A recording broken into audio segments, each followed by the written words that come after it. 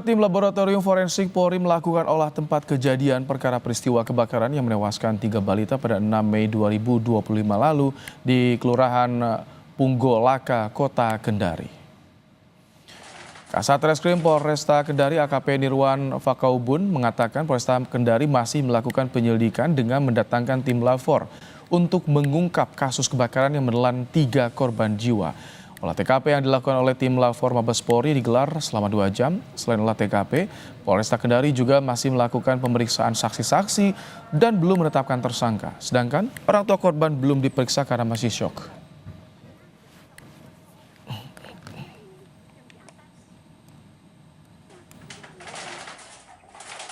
Kenapa kalau tidak sanggup banyak panti asuhan atau tidak? Kalau saya saja deh mamanya simpan ke dalam.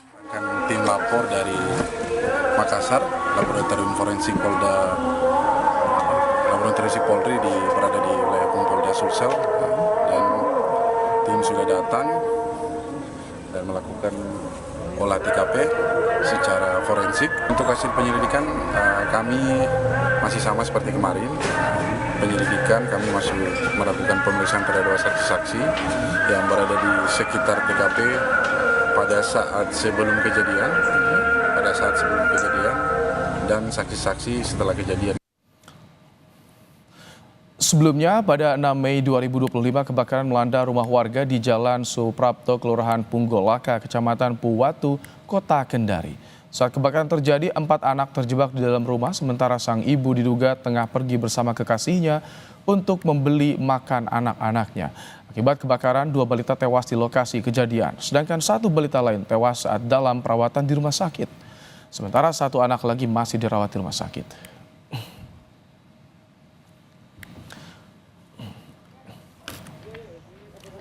Seperti apa perkembangan investigasi kasus tewasnya 3 balita yang terjebak kebakaran saat ditinggal ibunya pergi? Kita sudah bersama dengan Kasat Reskrim Polresta Kendari AKP Nirwan Fakaubun. Selamat malam, Pak Kasat. Ya, selamat malam, Mas. Baik, Pak Kasat, tadi kan tim Lafor diturunkan. Jadi hasil temuan polisi sejauh ini sementara apa saja, Pak Kasat? Apakah saat kejadian ini rumah dalam kondisi terkunci, Pak? Ya, sementara kami dari Polresta Kendari bersama dengan Polsek Jajaran, Polsek Mandunga melakukan penyelidikan terjadinya kebakaran yang mengakibatkan 3 orang anak meninggal.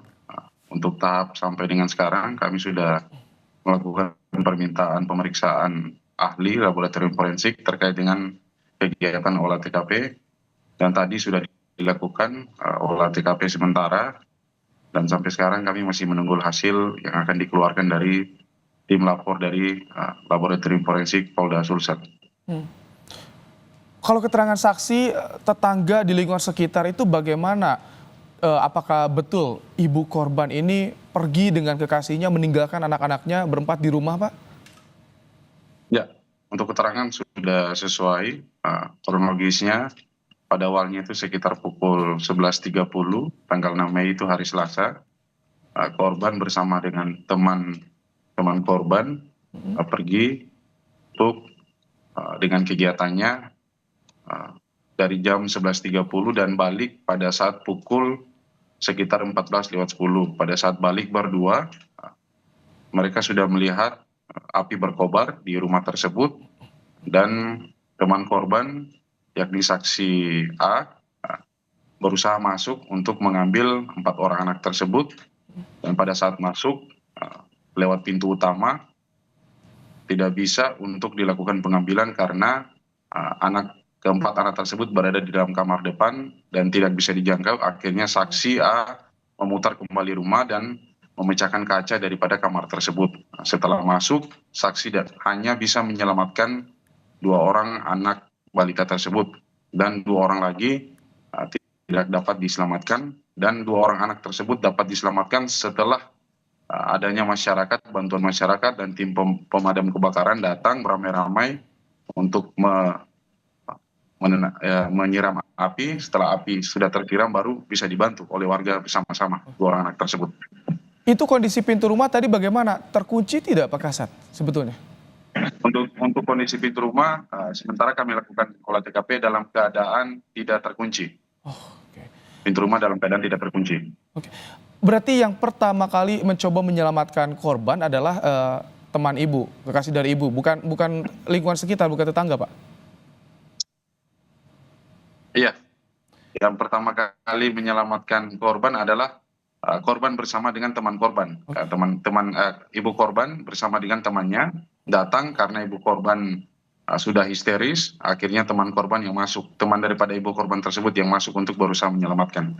Itu sebetulnya kondisi rumahnya bagaimana? Apakah memang cukup berjarak kondisinya dengan tetangga sehingga tidak ada yang mengetahui ketika peristiwa kebakaran terjadi, Pak? Atau seperti apa, Pak?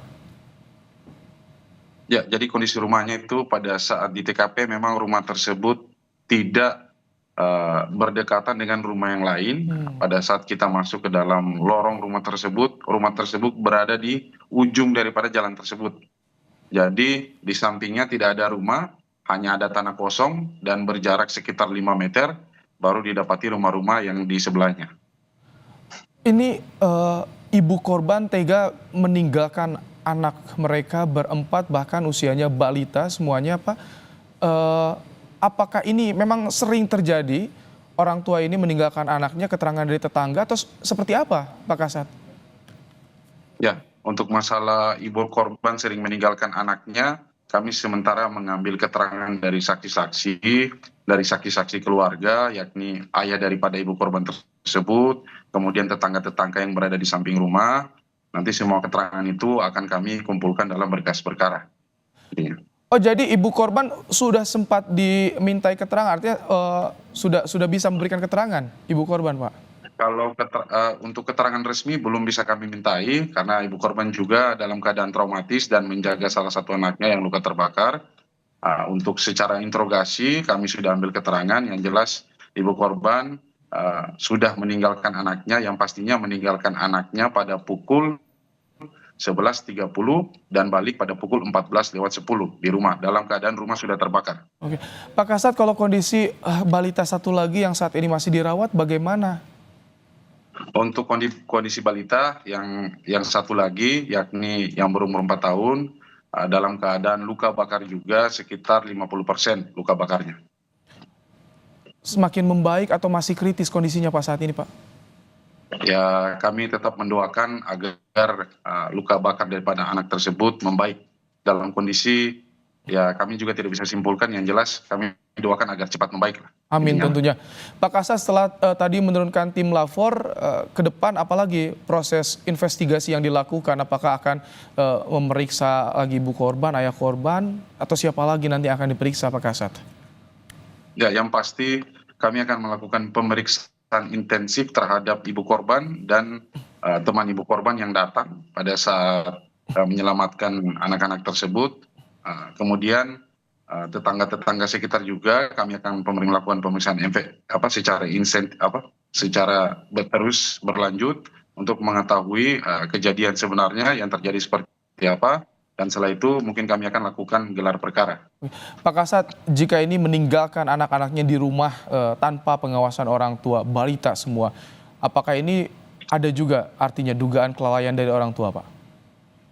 Yang jelas sampai dengan sekarang untuk terkait dengan dugaan kelalaian, kami harus melakukan pemeriksaan lebih mendalam, karena dalam pasal dugaan kelalaian tersebut ada 3 aspek yang sangat penting untuk dimasuki dalam pasal tersebut. Yang pertama adalah aspek kesalahan, yang kedua adalah aspek kesalahan itu disengaja atau kesalahan itu karena kelalaian tidak disengaja, yang ketiga adalah aspek psikologis terhadap orang tua tersebut. Apakah orang tua tersebut kita proses dalam psikologisnya, ada anaknya juga harus dijaga, semua itu akan ada pandangan semua di situ dalam pasal 359 terkait dengan kelalaian KUHP. Baik.